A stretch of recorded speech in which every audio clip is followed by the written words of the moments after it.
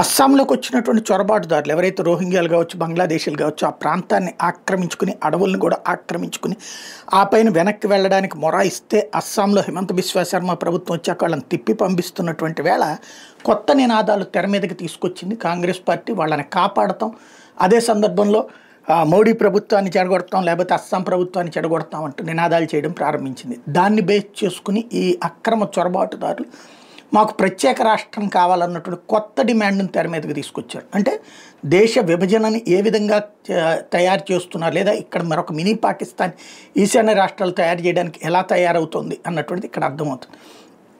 దీని మీద అస్సాం సీఎం హిమంత బిశ్వ శర్మ సీరియస్గా స్పందించారు.